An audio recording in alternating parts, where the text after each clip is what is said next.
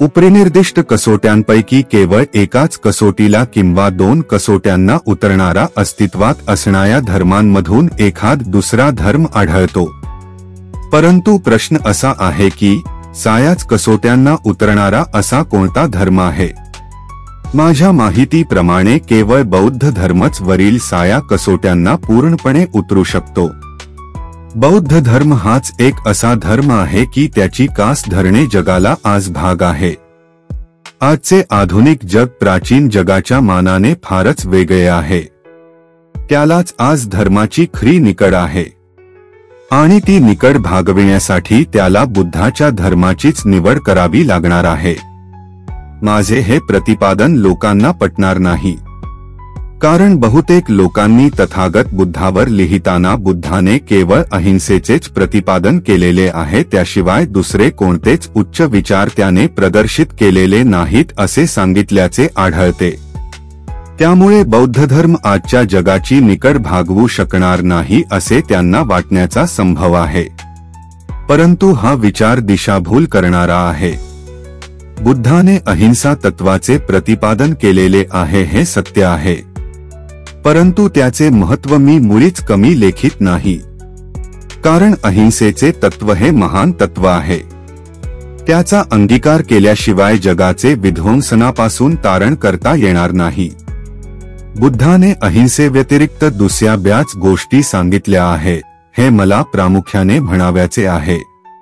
धम्माचा भाग म्हणून बुद्धाने सामाजिक, वैयक्तिक, आर्थिक व राजकीय स्वातंत्र्याचा पुरस्कार केलेला आहे। त्याने समानता केवळ पुरुषांपुरतीच मर्यादित ठेवली नाही, तर ती समानता स्त्री पुरुषांमध्ये सुद्धा पुरस्कारली आहे। बुद्धाने लोकसमाज जीवनातील नानाविध अंगप्रत्यंगाचा सखोलतेने अभ्यास केलेला आहे। त्याचे तत्वज्ञान अत्याधुनिक असून त्याच्या धम्माचा प्रमुख हेतू ऐहिक जीवनात मनुष्याला सुख समाधान प्राप्त करून द्यायचा आहे। परंतु हे समाधान मरणानंतर स्वर्ग नावाच्या पाहिलेल्या ठिकाणी नव्हे, तर ह्याच जगी ह्याच डोळा मिळवून द्यावयाचा आहे। बुद्धाशी तुलना करता येईल असा जगात कोणताच धर्मगुरू मिळणार नाही। बुद्धाचे हे खास वैशिष्ट्य आहे। बौद्ध धर्माच्या श्रेष्ठत्वाच्या या साया बाबींचा विचार केल्यावर साहजिकच असा प्रश्न उभा राहतो की बौद्ध धर्म प्रसाराचे स्वप्न कसे साकार करता येईल? बौद्ध धर्म प्रसार साया विश्वात करून घ्यावयाचा असेल तर पुढील 3 गोष्टींचा गंभीरतेने विचार होणे जरुरीचे आहे। पहिली गोष्ट ही की बौद्ध धर्माचा बायबल सदृश प्रमाणभूत असा एकमात्र ग्रंथ तयार करणे, दुसरी गोष्ट बौद्ध भिक्खू संघाच्या संघटनेत, ध्येयधोरणात व कार्यप्रणालीत आमूलाग्र बदल घडवून आणणे आणि तिसरी गोष्ट ही की आंतरराष्ट्रीय बौद्ध सेवा संघ स्थापन करणे। बौद्ध धर्म प्रसाराच्या दृष्टिकोनातून बौद्ध धर्माचा बायबल सारखा एकमेव प्रमाणभूत ग्रंथ निर्माण करणे ही सर्वप्रथम गरज आहे। बौद्ध वाङ्मय अत्यंत अफाट आहे।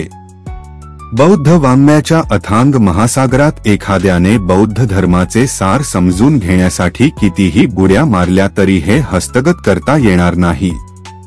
बौद्ध धर्माच्या तुलनेत इतर धर्मात मात्र एक मोठी सोय आहे, ती ही की त्या धर्माचा सारभूत एकमात्र धर्मग्रंथ काखेत घेऊन कुठेही नेता येणारा व कुठेही वाचन करता येऊ शकणारा हाताळण्याजोगा कैलेला आहे।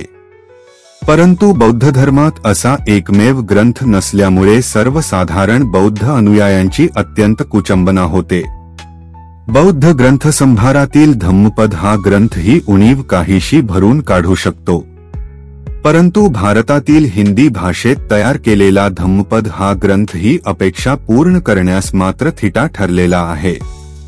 प्रत्येक धर्म कोणत्या ना कोणत्या श्रद्धेवर आधारित आहे, परंतु ही श्रद्धा पारंपरिक संप्रदायाच्या स्वरूपात आत्मसात केली जाऊ शकत नाही. ह्या श्रद्धेला पुराण, महाकाव्य ह्यासारख्या किंवा साहित्यातील कल्पनाविलासाने सजलेल्या कथावस्तू सारख्या गोष्टींची आवश्यकता असते. भारतीय धम्मपद अशा प्रासादिक भाषेत गुंफले गेलेले नसल्याने ते केवळ शुष्क तत्वज्ञानाची चर्चा करून श्रद्धा निर्माण करण्याचा प्रयत्न करते. यास्तव नियोजित बौद्ध धर्माच्या एकमेव ग्रंथात संक्षेपाने बुद्धाचा जीवनपट, चिनी धम्मपद, काही महत्वाचे बुद्धाचे संवाद, बौद्ध धर्मीय लोकांच्या जन्म, मृत्यू, लग्न इत्यादी सामाजिक विधींची माहिती ह्यांचा समावेश होणे आवश्यक आहे. परंतु अशा प्रकारचा एकमेव धर्मग्रंथ तयार करताना भाषेच्या बाबींकडे दुर्लक्ष केले जाता कामा नये. तो ग्रंथ अशाच जिवंत भाषेत लिहिला जावा की त्या भाषेने माणसाचे हृदय हेलावले जावे व त्याचे मन मंत्रमुग्ध व्हावे. ती भाषा रटाळ, कंटाळवाणी किंवा नुसतीच गंभीर किंवा उगीचच भारदस्त असू नये. ग्रंथाच्या भाषाशैलीत लालित्य असावे, माधुर्य असावे. ती भाषा प्रासादिक, मनमोहक व ओजस्वी असावी. तरच ती लोकाच्या मनावर बिंबू शकेल, ठसू शकेल. हिंदू संन्यासी व बौद्ध भिक्खू ह्या दोहोंत जमीन अस्मानचा फरक आहे. हिंदू संन्यासाला जनाशी, समाजाशी काही कर्तव्य नसते. तो जगापासून परान्मुख झालेला असतो, समाज जीवनापासून दूर पळालेला असतो. त्यामुळे तो जगाच्या दृष्टिकोनातून नृत्वत असतो, परंतु बौद्ध भिक्खूचे तसे नाही. त्याचा जगाशी व समाज जीवनाशी घनिष्ठ संबंध असतो. तो समाजाशी कर्तव्यबद्ध असतो. भिक्खूला संन्याशासारखा एकटा दुकटान ठेवता तो संघटनेने राहावा, त्यांचा संघ असावा ह्याचा हेतू तरी काय? बौद्ध धर्मात सांगितलेल्या आदर्श तत्वप्रणालीप्रमाणे समाज व्यवस्था निर्माण करणे, समाजातील प्रत्येक घटकाला नीतितत्वांनी वागण्यास कार्यप्रवृत्त करणे व प्रापंचिक लोकांपुढे स्वतःच्या आदर्श वागणुकीचा एक उत्तम नमुना ठेवणे हे प्रमुख हेतू बौद्ध भिक्खू निर्माण करण्यामागे होते. सर्वसामान्य माणसाला बौद्ध तत्वज्ञान सहजासहजी आकलन होणारे नाही, याची कल्पना बुद्धाला होती. तथापि ते त्यांनी थोडे फार समजावून घ्यावे व त्यासाठी त्यांच्या नजरेसमोर बौद्ध विचारप्रणालीशी बद्ध असलेला सुसंघटित बौद्ध भिक्खूंचा आदर्श संच असावा, हे भिक्खू संघाच्या निर्मितीचे कारण होय. याच कारणास्तव विनय नावाच्या आदर्श नियमांनी भिक्खू संघाला बद्ध केले गेले. तथापि बौद्ध भिक्खू संघ स्थापनेच्या वेळी बुद्धाच्या मनात दुसरे अनेक हेतू होते. सर्वसाधारण लोकांना सत्य आणि निरपेक्ष मार्गदर्शन देणाऱ्या बुद्धिवादी लोकांचे संघटन करणे आवश्यक आहे असे बुद्धाला वाटत होते. भिक्खू संघाने निरपेक्षपणे जनसेवा करावी हा प्रमुख उद्देश लक्षात घेऊन भिक्खूने स्वतःची मालमत्ता बाळगू नये असा बुद्धाने नियम केला होता. मालमत्तेची धारक वृत्ती मनुष्याच्या स्वतंत्र विचार प्रेरणेला व विचार प्रवृत्तीला बाधा आणत असते व मोठ्यात मोठा अडथळा निर्माण करीत असते. मालमत्तेची धारक वृत्ती जशी घातक असते तसेच भिक्खूने विवाह करून निरपेक्ष जनसेवा करणे कदापि शक्य नसते.